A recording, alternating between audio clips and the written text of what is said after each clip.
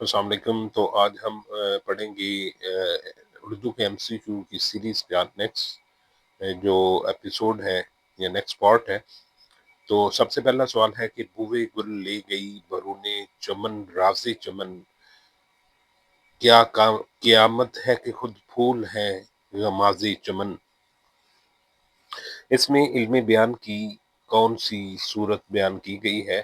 تو اس میں علم بیان کی جو صورت ہے وہ تلمی بیان کی گئی ہے۔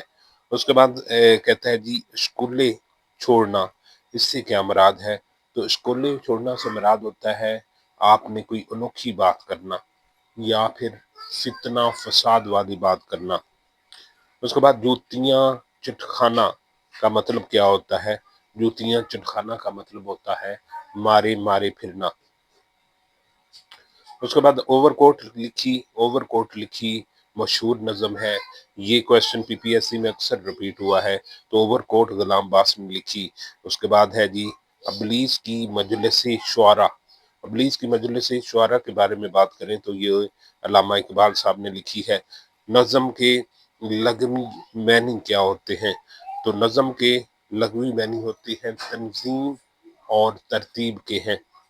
نظم کے لغوی معنی تنظیم اور ترتیب کے ہیں۔ تو یہاں پہ یہ میں بتاتا چلوں کہ اگر آپ MCQs اردو کو دیکھنا چاہتے ہیں اور کوئی آپ کا کویسچن سکپ نہ ہو تو ان ویڈیوز کو آپ بار بار دیکھیں تو آپ کو یہ سارے کویسچنز یاد ہو جائیں گے۔ ہم سفیر کا مطلب ہم آواز ہوتا ہے۔ شکوہ جواب شکوہ کون سے علامہ اقبال کی کون سے کلام میں ہے؟ تو یہ باغ دراہ میں ہے۔ اس کے بعد ہے جی آتے جاتے لکھے پڑھے فعل مضارع ہے۔ اس کے بعد ہے جی باسی کڑی میں ابال آنا، تو وقت گزرنے کے بعد جوش آنا۔ اے راہ حق کے شہیدو، اے راہ حق کے شہیدو لکھا مشیر، اے راہ حق کے شہیدو لکھا مشیر اکرم صاحب نے لکھا۔ مسدس حالی کا موضوع کیا تھا؟ تو مسلمانوں کا جو تابناک ماضی ہے اس کے بارے میں مسدس حالی لکھی گئی۔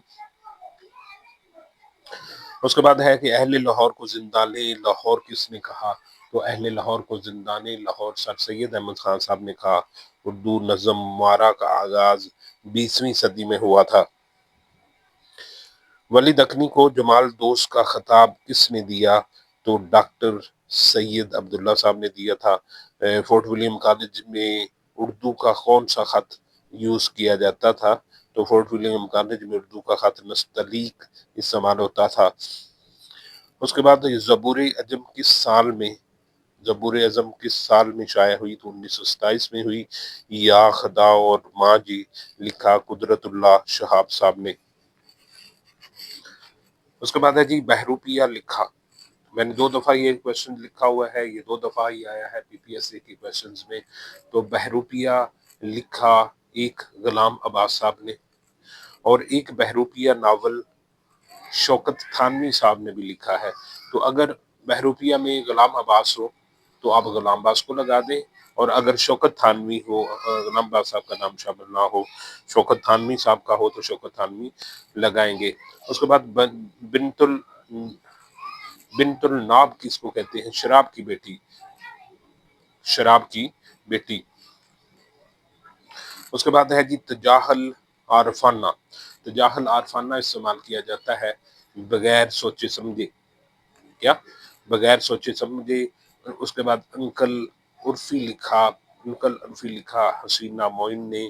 غزل ایک نیم وحشی، یہ کویسچن کافی دفعہ ریپیٹ ہوا ہے، اس کا نام کلیم الدین صاحب نے لکھا ہے۔ اس کے بعد بوڑھی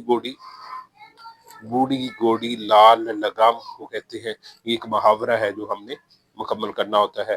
روزنامہ ہمدرد کس نے لکھا؟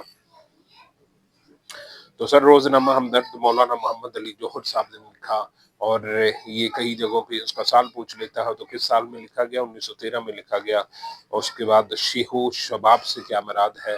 شیخ و شباب سے مراد بوڑھے اور جوان ہے۔ ہوپ اگینسٹ دی ہوپ انتہائی کم امید ہونا۔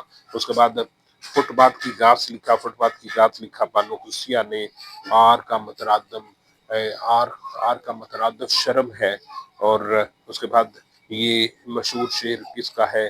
دامن پہ کوئی چھینٹ نہ خنجر پہ کوئی داغ، دامن پہ کوئی چھینٹ نہ خنجر پہ کوئی داغ، تم قتل کرو ہو یا کرامت کرو ہو۔ تو یہ عزیز احمد عاجز صاحب نے لکھا تھا، عزیز احمد عاجز صاحب نے۔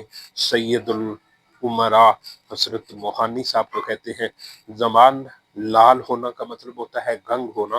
انکار شاعری کس کی ہے؟ تو یہ پروین شاکر صاحبہ کی ہے۔